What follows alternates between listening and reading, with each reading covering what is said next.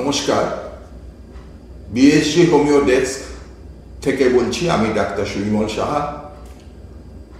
বৈদ্যুতিন মাধ্যমে আমার প্রথম আত্মপ্রকাশ। আমার আত্মপ্রকাশের উদ্দেশ্য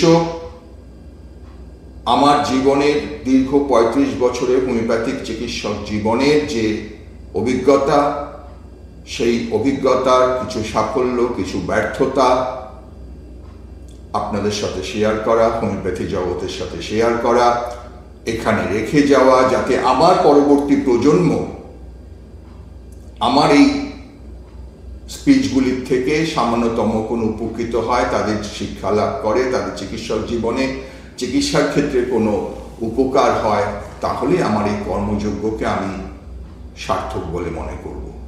প্রথমেই বলে রাখি, আমার উদ্দেশ্য নয় এখানে যে কোনো ব্যক্তি সমালোচনা বা কোনো সিস্টেমকে সমালোচনা। আমার একমাত্র উদ্দেশ্য হোমিওপ্যাথিতে কিভাবে প্রেসক্রিপশন করা যায় সেই সম্বন্ধে আমার অভিজ্ঞতাগুলিকে এখানে বলার চেষ্টা করা। আপনারা সবাই জানেন আমি একটি বই লিখেছি এবং সেটা পাবলিশ করেছি, দি ক্লিনিক্যাল মেট্রো আমেরিকা, এবং আপনাদের অনেকের কাছেই সেই বইটি আছে। আমার মনে হয়েছে যে সেই বইটির যে মেট্রিয়াম পলিক্রেস ড্রাগগুলো আমি লিখেছি, তাদের যে প্রেসক্রাইবিং সিমটমসগুলো আমি বলার চেষ্টা করেছি, সেই প্রেসক্রাইবিং সিমটমসগুলিকে তার এক্সপ্লেনেশন যদি আমি আমার এই ভিডিওর মাধ্যমে, আমার এই স্পিচের মাধ্যমে রাখতে পারি, তাহলে আপনাদের কাছে আমার বইটি বুঝতে আরো সুবিধা হবে। কেন তাদের প্রেসক্রাইবিং সিমটমস বলেছি, কি কারণে বলেছি, সেটা আপনাদের বোঝার অনেক সুবিধা হবে। দেখুন, আমি একেবারে অকপটে স্বীকার করে নিই যে হোমিওপ্যাথিতে যেটুকু আমি সাকসেস পেয়েছি, সাফল্য পেয়েছি, সেই সাফল্যটা কিছুটা তো অবশ্যই আমার গুরু ডাক্তার বিশ্বনাথ সেনগুপ্তর সাথে থাকার জন্যে, তার কাছ থেকে শিক্ষা লাভ করার জন্যে আমার উপকার হয়েছে, বা আমি কিছুটা হোমিওপ্যাথি শিখতে পেরেছি, এবং পরবর্তী জীবনে তারা বর্তমানে নিজেকে ক্রমশ বিভিন্ন রকম পরীক্ষা নিরীক্ষার মধ্য দিয়ে অতিক্রান্ত করে আমি হোমিওপ্যাথি ওষুধগুলি সম্বন্ধে সম্যক ধারণা নেওয়ার চেষ্টা করেছি। একটা মানুষ তার জীবনে সমস্ত ওষুধ জানতে পারে না। হোমিওপ্যাথি এক অগাধ সমুদ্র, প্রচুর ওষুধ সেখানে রয়েছে। আমি কিছু ওষুধ নিয়ে আলোচনা করব এবং তাদের কিছু যে রোগী দেখা, তাদের রোগ সম্বন্ধে আলোচনা করব, সেই ওষুধগুলি রোগ সারানোর ক্ষমতা নিয়ে আলোচনা করব। প্রথমে বলে রাখি যে ক্রনিক ডিজিজ, মেট্রিয়া মেডিকা পিউরা, অ্যালেন্স এনক্লেভোডিয়া বা হেডিং গাইডিং সিমটমস, এগুলোকে শুধু এগুলো করে হোমিওপ্যাথি চিকিৎসা করা আমার পক্ষে সম্ভব হয়নি, বা এগুলো সম্ভব নয় বলে মনে হয়েছে, এবং এর জন্য কিছু কিনোট সিমটমসের দরকার হয়ে পড়েছে। সেই কিনোট সিমটমসগুলোকে সম্পূর্ণ রকমভাবে বোঝাটা দরকার, এবং রোগীর কাছ থেকে কিভাবে সেই সিমটমসগুলোকে কালেকশন করা যায় সেই সম্বন্ধে একটা সম্যক ধারণা করতে হবে। আমি আজকে প্রথম আলোচনা করতে চাইছি ঠিক এই অ্যাপ্রোচ অফ উইন্টার, শীতের শুরুতে যে ওষুধগুলি ব্যবহৃত হয় তার মধ্যে একটি ওষুধ নিয়ে আজকে প্রথম আলোচনার বসছি, যে ওষুধটির নাম হেপারসালভ। বহু পুরনো ওষুধ, একটা পলিক্রেস রেমেডি। এই ওষুধটা নিয়ে আলোচনা করার প্রারম্ভে আমি একটি পেশেন্টের কথা আপনাদের বলি। আজ থেকে প্রায় 25 বছর আগে একটি 2 বছর, অলমোস্ট 2 বছর একটি বাচ্চা, তার বাড়ির লোক আমার কাছে এলো। বাচ্চাটি আমার পুরনো পেশেন্ট, আমি তাকে অনেকদিন ধরে দেখছি। ডাক্তারবাবু, আমার মেয়েটির ভীষণ কাশি হয়েছে, জ্বর এসছে, শ্বাসকষ্ট হচ্ছে, বমি করছে, জল তেষ্টা অল্প অল্প করে বারে বারে খাচ্ছে, আপনি একটু কিছু ওষুধ দিন, ওকে আনতে পারলাম না। আমি বমি, অল্প অল্প করে জল তেষ্টা, সাথে শ্বাসকষ্ট, দেখে আর্সেনিক অ্যালবাম 30 4টে ডোজ দিলাম। পরদিন এসে আবার আমাকে রিপোর্ট করলে, না ডাক্তারবাবু একদম তো কমেনি, বরঞ্চ আরও বেড়ে গিয়েছে এবং বমিও হচ্ছে, বারে বারে বমি করছে, কাশছে, কাশতে কাশতে বমি করছে। আমি বললাম একটু কমেনি? বললো না, জ্বর কনস্ট্যান্ট রয়েছে। তো আমি বললাম যে জিভটা দেখুন তো পরিষ্কার না অপরিষ্কার, আমাকে বলুন তো। বললো জিভটা তো আমি পরিষ্কার দেখে এলাম মোটামুটি, আর ভীষণ বমি করছে, বমিটা অকক তুলে পড়ছে। তো আমি আর্সেনিক অ্যালবামকে কমপ্লিমেন্ট করলাম ইপিক্যাক 30 4টে ডোজ দিয়ে। পরের দিন ডাক্তারবাবু একদম কমেননি, ভীষণ জ্বর এবং তার সাথে শ্বাসকষ্ট, শুধু একটাই দেখছি ভীষণ ঘর ঘর করছে, গলার কাছটা ঘর করছে, কাশিটা ঘরে, বমি এখনো রয়েছে, কফ বেরোচ্ছে, কিন্তু শ্বাসকষ্ট একটুও কমেনি, জ্বরটা একটুও কমেনি। আমি বললাম একদম কমলো না? বললো না, ও কিন্তু ভীষণ ঝিমিয়ে পড়েছে। আমি বললাম তাই তো, তো ঠিক আছে দেখছি বলে আমি অ্যান্টিনটার্ট 200 4টে ডোজ 6 ঘন্টা পর দিলাম। একদম ঠিক তারপরের দিন আমাকে, তখন মোবাইল ছিল না, ল্যান্ড ফোনে আমাকে ফোন করে বললেন যে ডাক্তারবাবু জ্বর তো কমেনি, ভীষণ বাড়াবাড়ি হয়েছে এবং আমরা আর ডাকতে পারছি না, ওকে হসপিটালাইজ করতে হবে। আমি লোকাল ডাক্তারের সাথে পরামর্শ করছিলাম, বলছে হসপিটালে করতে হবে। কি করণীয়, কি করা যায়, এতদিনও আপনার রোগী, আপনি ওষুধ দিচ্ছেন। আমি বললাম যে ঠিক আছে, আপনি হাসপাতাল যাওয়ার পথে তাহলে ওকে একটিবার আমাকে দেখিয়ে নিয়ে যান, আমি চেম্বারে আছি, আমি দেখছি। দিনটা আজও মনে আছে, দিনটা ছিল 21শে ডিসেম্বর। সেই সময় বেশ ঠান্ডা, বাচ্চাটাকে নিয়ে আসা হলো আমার কাছে, বেশ শ্বাসকষ্ট হচ্ছে, ভীষণ শ্বাসকষ্ট হচ্ছে।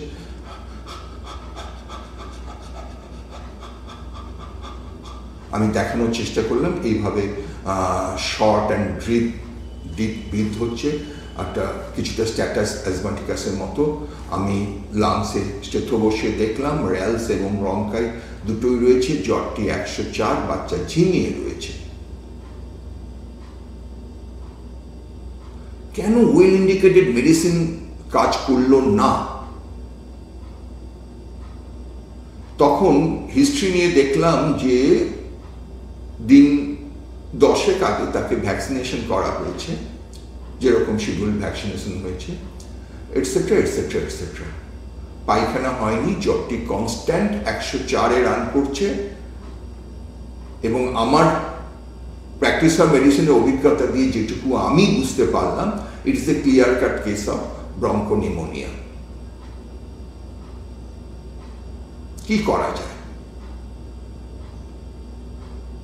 আমি এবং আমার পাশে উপবিষ্ট আরো 2জন চিকিৎসক ছিলেন, আমার একজন সিনিয়র জুনিয়র, সবাই মিলে যখন ঠিক করলাম যে তাহলে মনে হচ্ছে সামথিং ব্লক করছে, বোধহয় ভ্যাকসিনেশনের জন্যই আমার ইন্ডিকেটেড মেডিসিন কাজ করছে না, তাহলে আমরা থুজা দিই।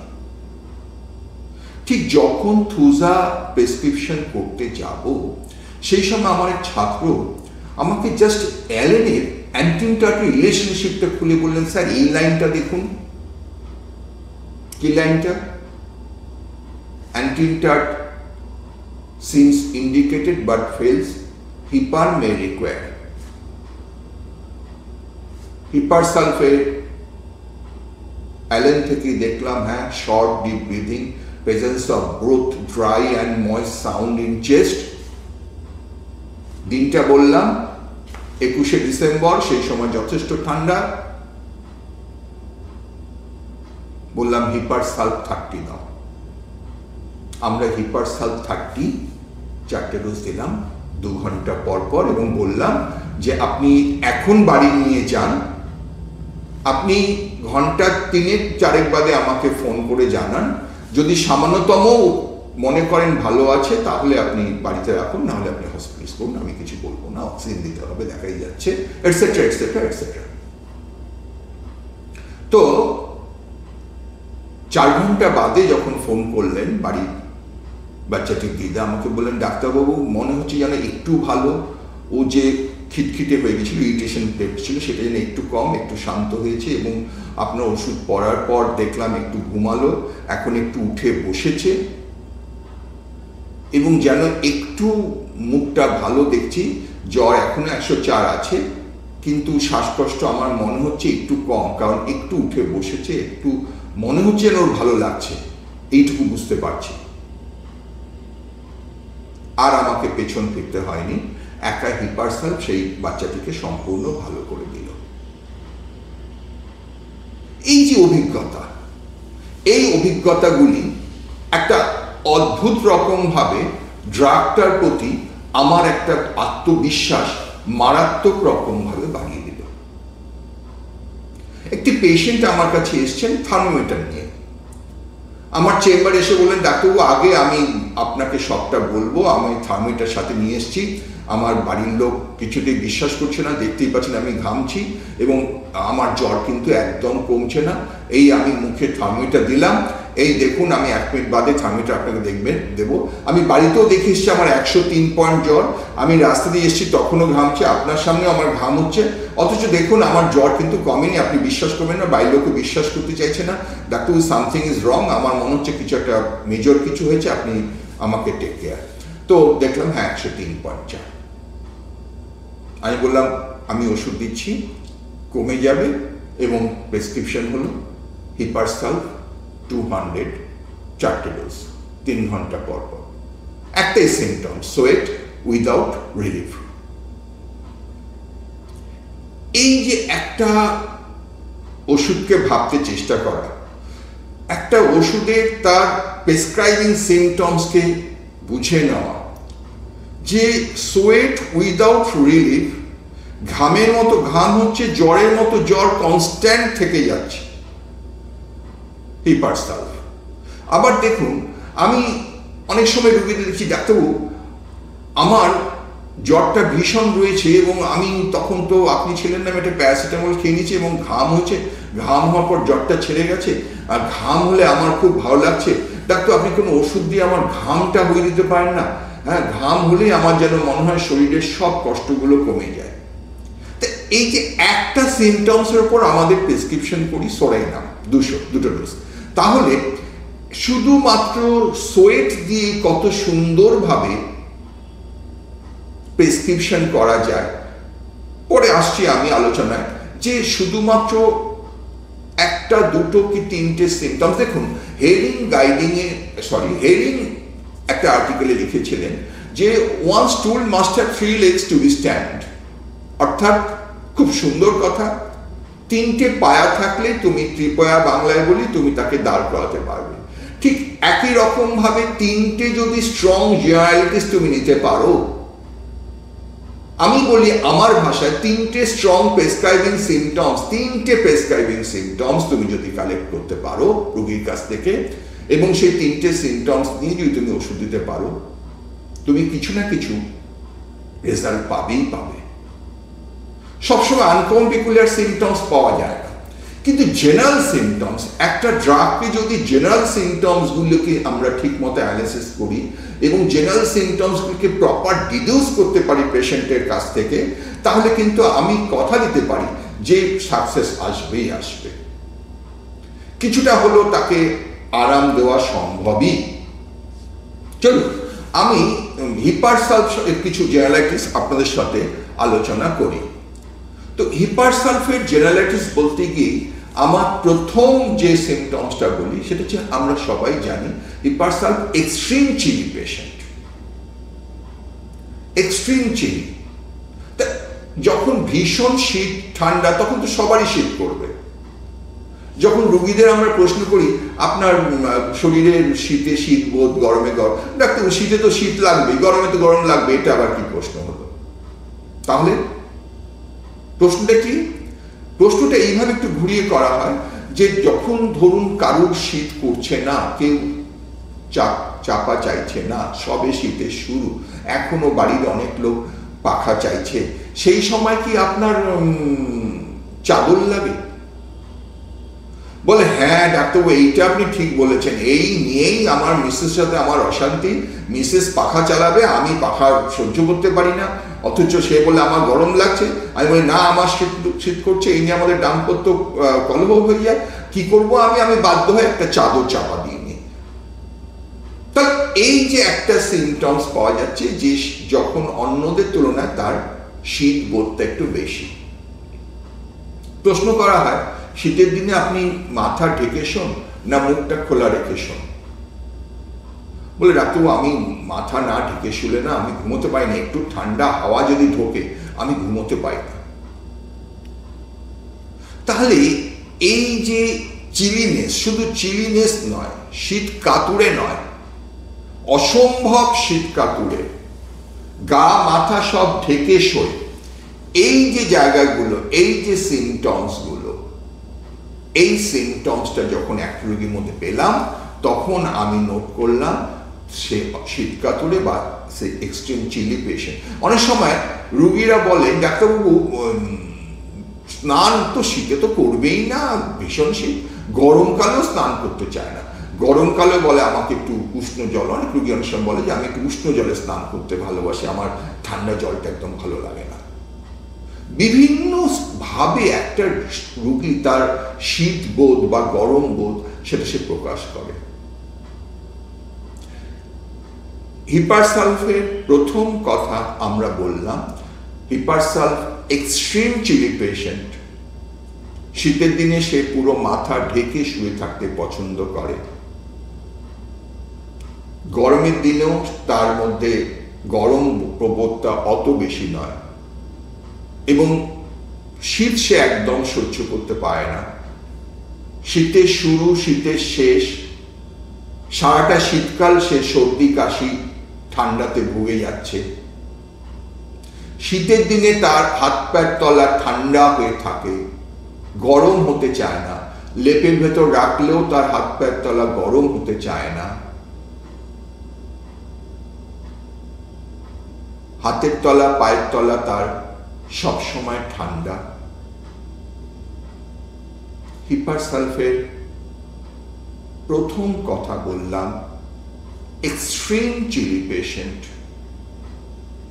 covered the head in winter। প্রথম ভাবলাম হিপারসালফের কথা। তাহলে কি এই একটা সিমটমস দিয়ে কি হিপারসালফ দেওয়া যায়? সাধারণত দেওয়া যায় না, আরো কিছু সিমটমস কালেকশন করতেই হবে, কারণ আমরা জানি হিপারসালফ ছাড়াও আমাদের মেট্রো আমেরিকায় আরো অনেক ড্রাগ আছে যারা এক্সট্রিম চিলি। তাহলে আমি হিপারসালফের দ্বিতীয় কথায় আসি, সেখানে তার কি বলছি, প্রচুর ঘাম, প্রচুর ঘাম, ঘামে একটা টক গন্ধ, ঘামে একটা দুর্গন্ধ, ঘামে তার কষ্টের কোনো উপশম হয় না।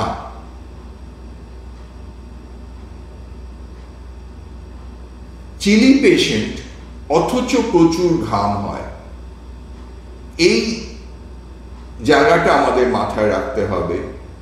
ঘামে টক গন্ধ, আরো অনেক ড্রাগ আছে অবশ্যই, ক্যালকিয়ার কার্ব খুব ভালো ওষুধ, ম্যাককার্ব আছে, রিউম আছে। আমরা হিপারসালফে কি আছে এটা আগে জেনে নিই।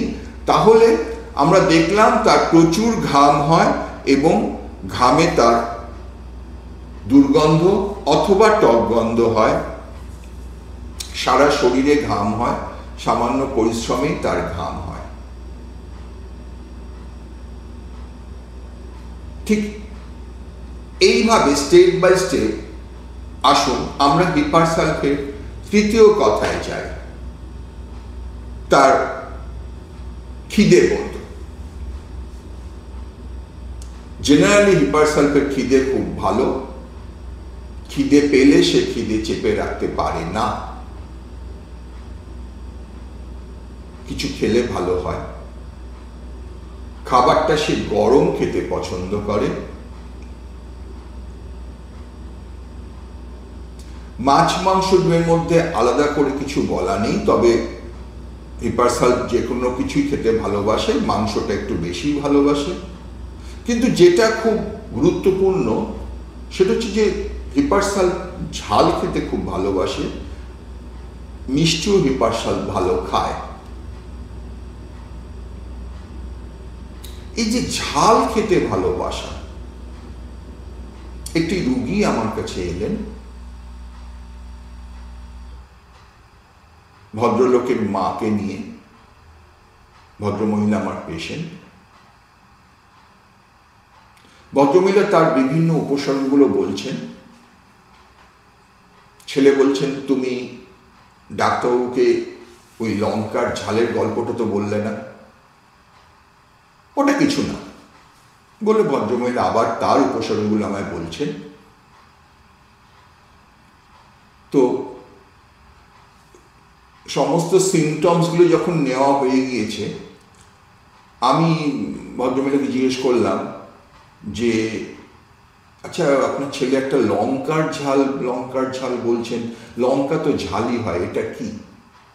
তখন ভদ্রমহিলার ছেলে এবার একটু নাড়াচাড়া দিয়ে, ডাক্তার আমি আপনাকে বলি, একটা সম্ভ্রান্ত মুসলিম পরিবারের ভদ্রমহিলা বললেন, ডাক্তারবাবু আমি যখনই বাজার যাব মা আমাকে আড়ালে করে ডেকে বলবে একটু লঙ্কা নিয়ে আসিস। কোন লঙ্কা নেন ডাক্তারবাবু? খুব ডাসো ঝাল লঙ্কাগুলো আনতে হবে। সেই লঙ্কা মা মশলা দিয়ে সর্ষের তেলে একটু জাস্ট প্রিপারেশন করে নিয়ে ভাত দিয়ে খাবে। আমি হাজার বললেও শোনে না, আমাদের বাড়ির কারুর কথা শোনে না, বলে এটা ছাড়া আমি ভাত খেতে পারি না। এভাবেও ভাত খাওয়া সম্ভব? প্রথম অভিজ্ঞতা হয়েছিল, প্রেসক্রিপশন এসেছিল হিপারসাল। তাহলে এই যে অসম্ভব কাঁচা লঙ্কা খাওয়ার প্রবণতা, ঝাল খাওয়ার প্রবণতা, ঝালটা আমার ভীষণ ভালো লাগে, আমি ঝাল খেতে খুব পছন্দ করি।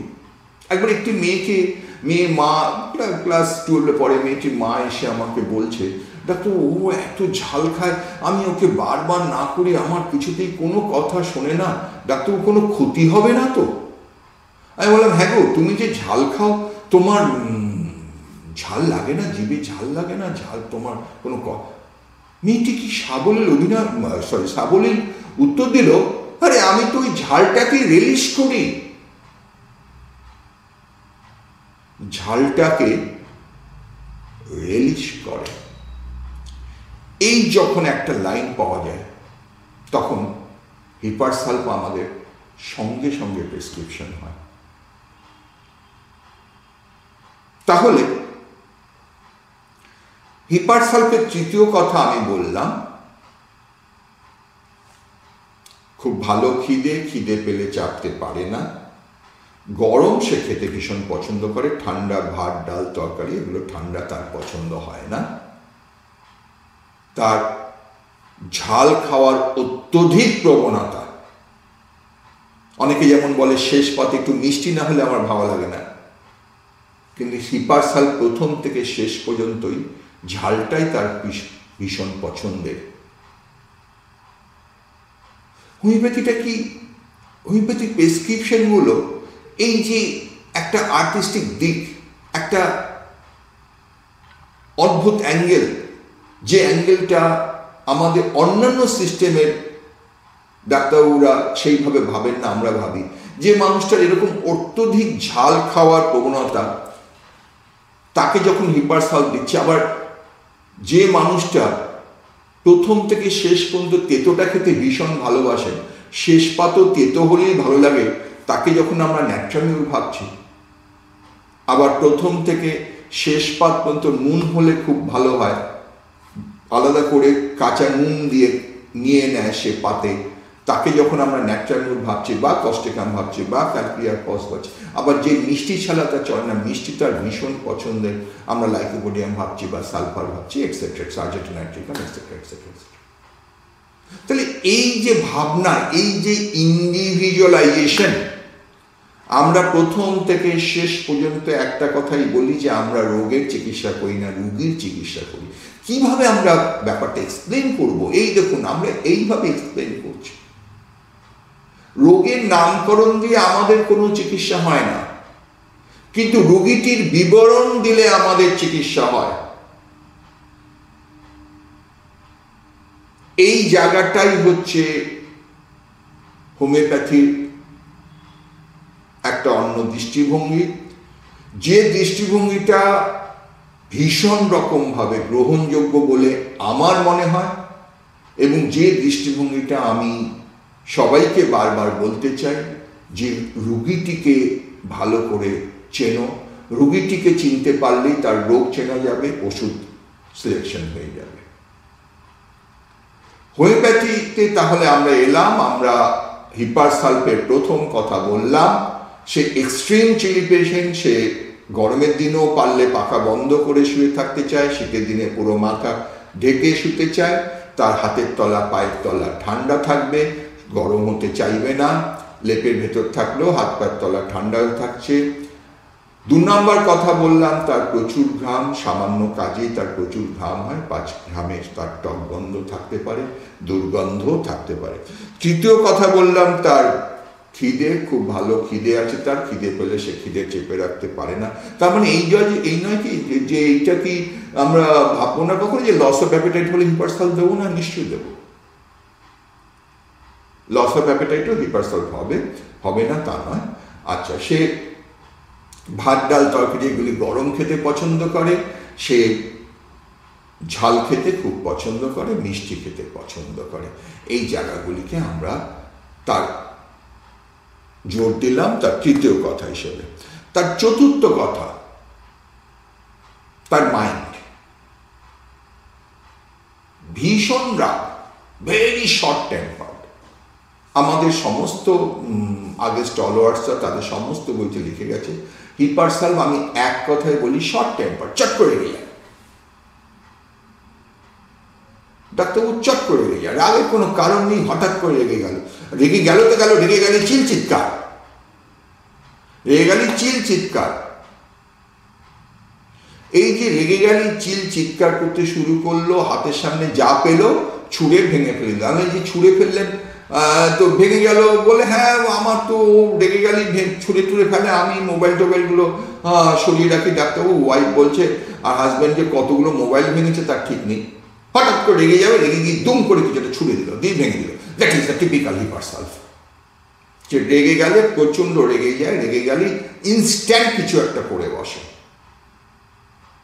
ইনস্ট্যান্ট কিছু একটা করে বসে। এই যে ইনস্ট্যান্ট করে বসা, দিস ইজ হিপারসালফ। ভীষণ রাগ, ভেরি শর্ট টেম্পার, এবং রেগে গিয়ে ইনস্ট্যান্ট কিছু একটা করে বসবে, জিনিসপত্র ভেঙে ফেলবে, হাতের সামনে যা আছে ছুঁড়ে দিল, ভেঙে দিল। কিন্তু এই রাগটা তার যে অনেকক্ষণ ধরে থাকবে তা কিন্তু নয়। হিপারসালফ নাইট্রিক অ্যাসিডের মতো রাগ পুষে রাখে না। নাইট্রিক অ্যাসিড যেমন বলবে ডাক্তারবাবু, আমি সুযোগ সুবিধা পেলে আমি ঠিক বাসাদানকে বুঝিয়ে দেবো যে তুই কার পেছন লেগেছিস, কিন্তু হিপারসালফ তা নয়। হিপারসালফের রাগ হুট করে আসবে, হুট করে যাবে। যার জন্য হিপারসালফের চতুর্থ কথাই আমরা বলেছি, দেখুন, very short tempered, easily angered, throes things and breaks it from anger, sudden violent destructive impulse, sudden violence destructive impulse, and আরেকটা জিনিস খুব ইম্পর্টেন্ট, নেভার স্যাটিসফাইড। হিপারসালফ যদি সন্তুষ্ট হতে চায় না, তার কোনো কিছু দিয়ে কোনোদিন তাকে সন্তুষ্ট, সব সময় তার মধ্যে একটা ডিসস্যাটিসফ্যাকশন, সব ব্যাপারে ডিসস্যাটিসফ্যাকশন। এই যে ডিসস্যাটিসফ্যাকশনটা বিভিন্ন অ্যাঙ্গেল দিয়ে তাকে এক্সপ্লেন করা যায়, বিভিন্ন অ্যাঙ্গেল দিয়ে। হিপারসালফ হাজবেন্ড প্রথম জীবনে স্ত্রীর প্রতি তার আসক্তি থাকলো, পরের জীবনে এসে একটু পর সে আর তার স্ত্রীকে তার ভালো লাগে না, হু চেঞ্জেস, বারবার সে তার পার্টনার চেঞ্জ করার প্রবণতা। কিন্তু যখন ইনিশিয়ালি সে কিন্তু তার প্রতি খুব অ্যাফেকশনের ছিল, কিন্তু কিছুদিন বাদ তার আবার সেই অ্যাফেকশন চলে যায়। নেভার স্যাটিসফাইড, কোনোদিন সে স্যাটিসফাইড কোনো ব্যাপারে হতে পারে না, সমস্ত অ্যাঙ্গেল দিয়ে তার মধ্যে একটা ডিসস্যাটিসফ্যাকশন থেকে যায়। But initially there is satisfaction, but that satisfaction not persistent for long time. তো বেশি দিন তার সেই স্যাটিসফ্যাকশনটা থাকে না। তাহলে হিপার সালফেট যখন আমরা মনে এলাম, 1 নাম্বার বললাম very short tempered, sudden impulse, হঠাৎ করে তার ইম্পালস হয়, সে হাতের সামনে যা পেল তাকে ছুঁড়ে দিল, ফেলে দিল, ভেঙে দিল, ঘুষি টুষি মেরে দিল, এটসেট্রা এটসেট্রা এটসেট্রা। কোনো কিছুতে তার সন্তুষ্টি নেই, বাট ইনিশিয়ালি স্যাটিসফ্যাকশন এলেও পরবর্তীকালে স্যাটিসফ্যাকশনটা থাকে না, কনস্ট্যান্ট চেঞ্জ করে। তার ইম্পালসিভ আর কোয়ালসাম, ঝগড়া প্রবণতা, কথায় কথায় সে ঝগড়া জড়িয়ে পড়ে। এই যে ঝগড়া প্রবণতা, এই কোয়ালসাম, এই জায়গাটা নিয়ে আমাদের একটা আলোচনার বিষয় রয়ে গেল, এবং তারই রাগ নিয়ে আরো যে ওষুধগুলো আমাদের কাছাকাছি থাকে, সেই কাছাকাছি ওষুধগুলো নিয়ে আলোচনা করলে আপনাদের সবার কাছে ক্লিয়ার হবে যে হিপার সালফেট রাগের সাথে নাক্স ভূমিকা, নাইট্রিক অ্যাসিড, ক্যালকেরিয়া ফস, ক্যামোমিলা, ট্যারেন্টুলা, এদের রাগের পার্থক্যগুলো কি। প্রত্যেকটা বারবার যে বলছি যে রুগীটিকে চিনতে হবে। অ্যাঙ্গার একটা শব্দ, কিন্তু এই অ্যাঙ্গার শব্দটা আমাদের মেডিকায় অনেক ড্রাগে রয়েছে, কিন্তু কোন ড্রাগের অ্যাঙ্গারটা কিরকম এইটা যদি আমরা খুব ভালো করে বুঝতে পারি, তাহলে খুব সহজেই আমরা সেই রুগীটিকে, সেই ওষুধের রুগীটিকে অন্য ওষুধের থেকে আলাদা করতে পারব। নমস্কার, আজকে এই পর্যন্তই। আমরা নেক্সট এপিসোডে হিপার সালফেট রাগের সাথে অন্যান্য কি ওষুধ আসতে পারে যাদের একই রকমের রাগ, আমরা আলোচনায় আসব। আমন্ত্রণ রইল আমার পরবর্তী এপিসোডের জন্য। ধন্যবাদ।